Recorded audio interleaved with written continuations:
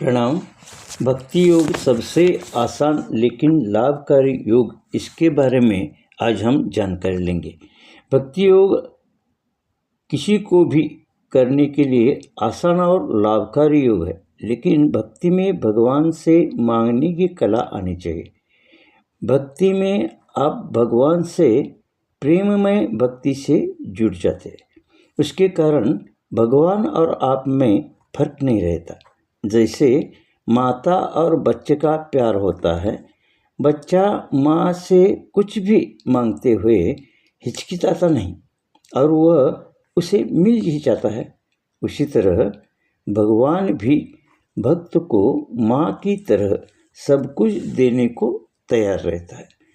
माँ जैसे अपने बच्चे को खुश देखना चाहती है, वैसे ही भगवान भी या आपका इष्ट देव जिसकी आप पूजा करते हैं, वो भी आप को खुश देखना चाहता है।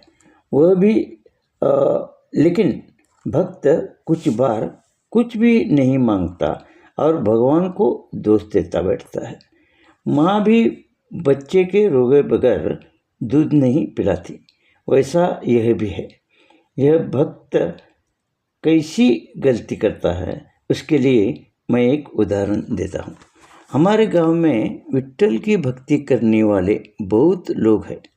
वह विट्ठल का भजन कीर्तन, चलते हुए पंढरपुर को जाना, नाम जप सब करते हैं। उसमें से एक भक्त मैं वॉकिंग के लिए जा रहा था, तब आया। उसने मुझसे कहा, आप योग के बारे में तो बहुत जानकारी रखते हैं, इसलिए मैं आपसे पूछना चाहता हूँ कि हम तो विट्ठल की मन से भक्ति करते हैं, फिर भी मैं गरीब क्यों हूँ। मैंने उसको पूछा, आप भक्ति करते हैं, यह सही है। भगवान आपको सब देना चाहता है, ये भी सही है। यह भी बात सही है, लेकिन तुम मुझे एक बात बताओ, तुम जब पंढरपुर को वारी के लिए जाते हो तो पांडुरंग के सामने क्या मांगते हो। उसने कहा, मैं जैसा हूँ वैसा बहुत सुखी हूँ, मुझे कुछ नहीं चाहिए, मुझे ऐसा ही सुखी रखो। मैंने बोला, आप ऐसे ही सुखी है तो फिर किस बात की कमी है। उसने कहा, पैसों की कमी है। तो आपने भगवान से ऐश्वर्य क्यों नहीं मांगा। मुझे लगा वो समझकर आपने आप देगा। मैंने कहा, यही तुम गलती करते हो और तुम्हारे गरीबी का कारण भी यही है। तुम एक उदाहरण ले लो कि एक आदमी के 1 करोड़ रुपए बैंक में है। वह बार बार बैंक को जाता है, लेकिन वह मैनेजर से कुछ भी पैसे नहीं मांगता। तो क्या मैनेजर उसको पैसे देगा। मैनेजर को लगता है कि उसको पैसे की ज़रूरत नहीं है। ऐसे ही भगवान भी आपके बारे में सोचता है।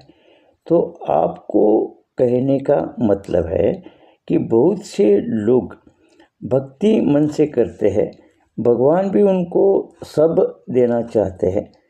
तो आप एक बात ध्यान रखिए कि जब आप भगवान के सामने जाते हैं तो आप धन दौलत स्वास्थ्य जो भी चाहिए वह मन ही मन मांगो और देने की प्रार्थना करो, वह अपने आप मिल जाएगा।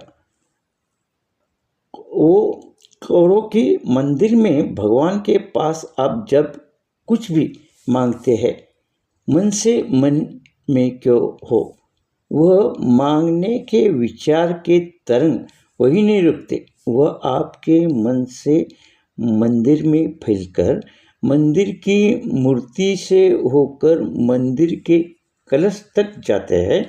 उसके ऊपर जो एक एंटेना लगा हुआ रहता है, उससे आकाश में फैल जाता है।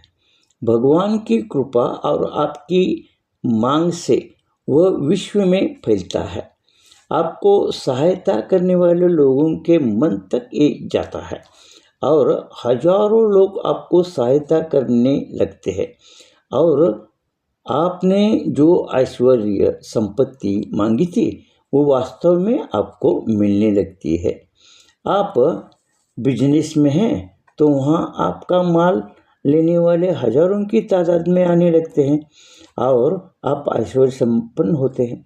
ऐसी ही सहायता हर क्षेत्र में काम करने वाले लोगों को अनेक लोगों से मिलने लगते हैं और वो भी अपने अपने जगह सफल होने लगते हैं और संपत्ति सुख जो चाहे उनको मिलने लगता है।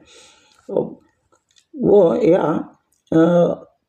ये पूजा पाठ आप जो पूजा करते हैं या पाठ करते हैं वो भी ज़्यादा देर करने की ज़रूरत नहीं है।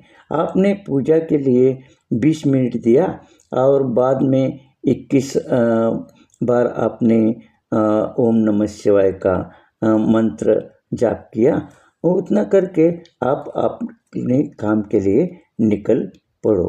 क्योंकि आप मन लगाकर जो काम करते हैं वही एक कर्मयोग है।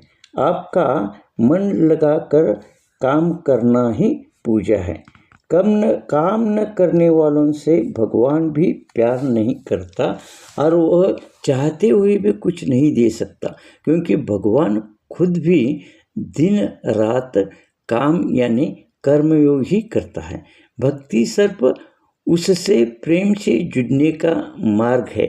आप जीवन में ऐश्वर्य सुख सब चाहते हो तो आपको मन लगाकर अपना कर्म तो करना ही चाहिए। तो भगवान भी आपको भर भर कर सब देता है, क्योंकि आप काम भी करते हैं, कर्मयोग भी करते हैं और उसकी भक्ति भी करते हैं। मंत्र जाप करते हैं तो सिर्फ 21 बार ही काफ़ी है। यहाँ एक बात याद रखनी चाहिए कि जो लोग भक्ति नहीं करते उनको आपकी जैसे आसानी से सफलता ऐश्वर्य नहीं मिलता और आपको जो मन की शांति आनंद मिलता है वह तो उसको नहीं मिलता। वो ऐश्वर्य संपन्न होगा लेकिन मन का आनंद और शांति भक्ति के कारण और ऐश्वर्य भी आपको ही मिल सकता है, क्योंकि आप एक भक्त है और भक्ति मार्ग में है। यही भक्ति की महिमा है, यानी ऐश्वर्य और मन की आनंद दोनों भी मिलते हैं, सफलता भी मिलती है और जीवन संपूर्ण आनंदमय सुखमय ऐश्वर्य संपन्न बनता है। इसलिए भक्ति मार्ग एक श्रेष्ठ मार्ग कहलाता है। आज के लिए इतना ही काफ़ी है। अगर आपको ये वीडियो अच्छा लगा हो तो ऐसे ही वीडियो बनाने के लिए आप इस चैनल को सब्सक्राइब और लाइक कीजिए। Thank you.